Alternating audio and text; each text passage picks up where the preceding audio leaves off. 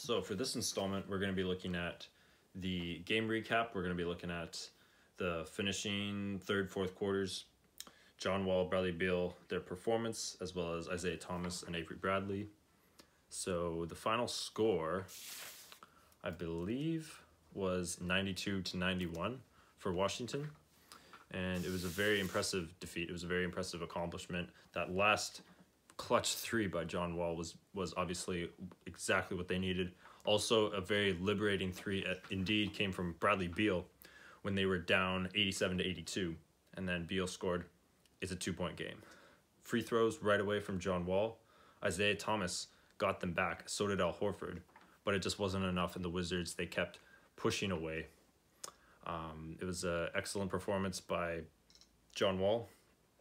He did struggle shooting the ball, but he did come up when they needed him. And after all, that's all that you could really ask for from him. For the Boston Celtics moving forward into Game 7, they're going to need to figure out this bench situation. They only had 5 points from their bench, and 4 of those came from Kelly Olynyk. Jaylen Brown had a free throw, and Marcus Smart and Terry Rozier are 2 very capable players of scoring. I'm going to need to expect a lot out of them as the 2 guards that are going to be coming off the bench for Boston. Washington, just keep pressing. One thing that Boston did very well was they kept Gortat in foul trouble. So he had 4 fouls. He comes back in the game, but he plays just a little bit because they were focusing more so on their offense in the latter portions of the fourth quarter.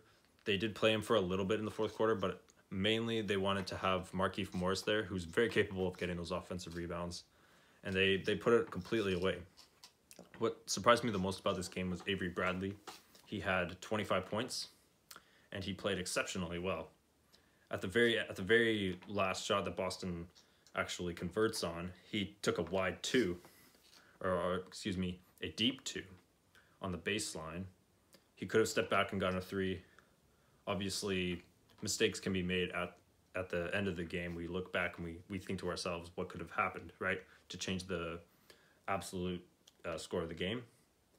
But things like that, focusing on where you're standing, because there's so many little things that come down to just a single point that matters at the end of the game. And Isaiah Thomas played really well. He was shooting the ball quite well.